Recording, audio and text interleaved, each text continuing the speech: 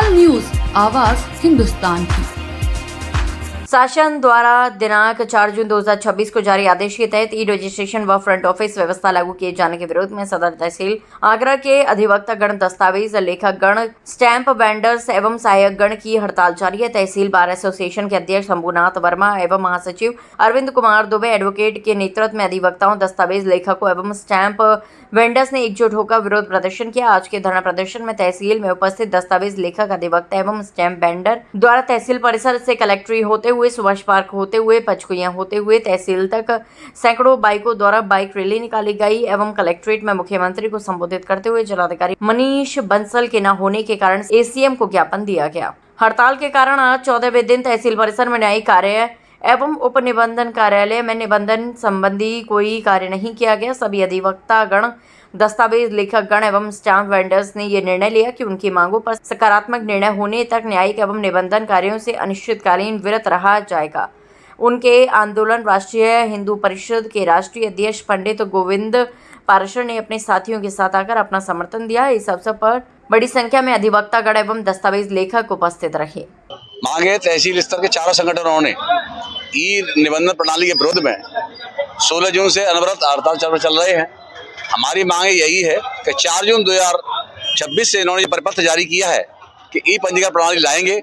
उसमें दस्तावेज लेखकों की भूमिका, हमारे अधिवक्ताओं की भूमिका, स्टाम्प वेंडरों की भूमिका को समाप्त किया रहा है। उनकी लाखों की रोजी रोटी को प्राइवेट करके ये प्राइवेट कंपनी के हाथों काम सौंपना चाहते हैं। हमारी मांग ये है, इसका निजीकरण नहीं होना चाहिए और हमारे साथी जो है अधिवक्ता, दस्तावेज लेखक, स्टाम्प वेंडर, उनके रोजी रोटी को प्रभावित किए बगैर कोई भी योजना लागू करे, हमें स्वीकार है। आज हमने डीएम साहब के लिए ज्ञापन लेके आए थे, लेकिन वो मिले नहीं, तो उनके अधीनस्थ हैं सीएम साहब, उनको हमने ज्ञापन दिया। उसमें हमारी मेन मांग तो ये है, ये निजीकरण ना करके अपने हाथों में उक्त प्रणाली को रखें। हमें कोई ऐतराज़ नहीं है, पूरे हमारे भारतवर्ष में किसी भी उत्तर प्रदेश वासी को किसी भी प्रकार का ऐतराज़ नहीं है। उसमें अधिवक्ता, स्टाम्प वेंडर, दस्तावेज लेखक सबकी सहभागिता रखें, यही हमारी पहली मांग है। अच्छा, दूसरी बात ये है, इस तरीके से ये प्राइवेटाइजेशन कर रहे हैं, सरकारी कर्मचारियों की भर्ती क्यों नहीं कर रहे? क्या राजस्व कम आता है? क्या राजस्व से इनको हानि हो रही है? ऐसा नहीं है, राजस्व बहुत आता है। राजस्व पे ही हमारी इंडिया डटी हुई है। ये इन चीज़ों को भूल जाते हैं, एक चैम्बर में एसी में बैठकर वहीं कोई ना कोई प्रस्ताव पास कर देते हैं। ये जनता के बीच आए, जनता से विचार लें, उसके बाद कोई आदेश करा करें। इस तरीके से नहीं कि आज इन्होंने आदेश किया और कल इनको विरोध होने पे वापस लेना पड़े। जब मांगे नहीं मानी जाएगी तो कब तक जब तक हमारी मांगे नहीं मानी जाती हैं, तब तक हम न्यायिक और निबंधन कार्य से विरत रहेंगे।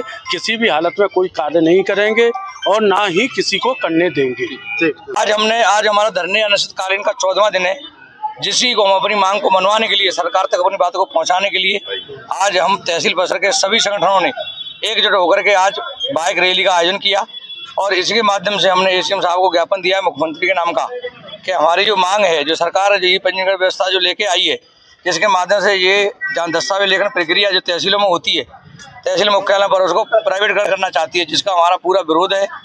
और इसी संबंध में हमारा अनिश्चितकालीन धरना चल रहा है। हमारा आगरा जिले में नहीं, लगभग संपूर्ण उत्तर प्रदेश में 75 जिले हमारे संग शामिल हो चुके हैं अब तक जानकारी के अनुसार। और हमारी सरकार से ये मांग है, उत्तर प्रदेश सरकार से, कि जो ई पंजीकरण जो व्यवस्था जो लागू करने जा रही है, प्राइवेट करने जा रही है, इसे खत्म करें और पहले जो सरकारी विभाग है जिस तरह से चल रहे थे उसी तरह सही रूप से चलाए। और हमारे जो जितने भी साथी हैं, अधिवक्ता हों, टाइपिस्ट हों, खातिब हों, दस्तावेज लेकर अन्य जो हमारे साथी हैं, उनको पूर्व की भांति उनकी एक सहभागिता निर्धारित करे सरकार। और हमारा ये मानना ये है कि सरकार अभी और जनता के लोग ये समझ नहीं रहे ऐसा कितना दुष्परिणाम होगा, जनता का कितना नुकसान होगा, अशिक्षित लोग हैं, किसान लोग हैं, उनका कितना नुकसान होगा। इस प्राइवेटकरण करके उनके जो दस्तावेज हैं, जो उनकी संपत्तियां लूटी जाएंगी, उसमें छेड़छाड़ की जाएगी। सरकार को पहले अपने सिस्टम को सुधारना चाहिए, सरकार को पहले ये ऑनलाइन व्यवस्था है उसको सुधार करना चाहिए और इस प्रणाली को तब तक वो वापस नहीं करती है, तब तक के लिए हमारा ये धरना और हमारी मांग लगातार जारी रहेंगी, तब तक सरकार वापस नहीं करती है। क्या सर? सर हमारी मांग यही है कि जो ई स्टाम्प और ये निजीकरण करने जा रहे हैं, ये सरकार जो करने जा रही है, इससे सरकार को क्या फायदा है? इतने लोग बेरोजगार हो जाएंगे या करीब 2.5 लाख आदमी पूरे उत्तर प्रदेश के अंदर बेरोजगारी से संघर्ष करेगा। एक तरफ तो सरकार वादे करती है रोजगार देने के बहुत बड़े बड़े, और दूसरी तरफ ये बेरोजगारी बढ़ाने चाह रही है।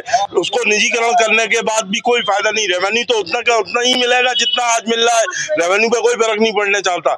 लेकिन प्राइवेट निजीकरण करने के बाद जो कंपनी आएगी और जो अपने स्टाफ को रखेगी, नए नए लड़कों को रखेगी, उनको कार की कोई अनुभव नहीं होगा, कुछ भी नहीं होगा। हमारे यहाँ जो लाखों करोड़ों रुपए की संपत्तियों के जो रिकॉर्ड रखे गए हैं वो अनसीक्रेट हो जाएंगे और उनकी लीकेज होगी, विल वगैरह, वसीयत वगैरह जो है, और रोज आए दिन झगड़े होंगे इस तरीके की। तो मैं सरकार से यही निवेदन करना चाहूंगा कि ये अपना काला कानून वापस ले ले और ई स्टाम्पिंग पद्धति को वापस न लागू करके पुरानी पद्धति पर ही रजिस्ट्रेशन का कार्य सुचारू करें।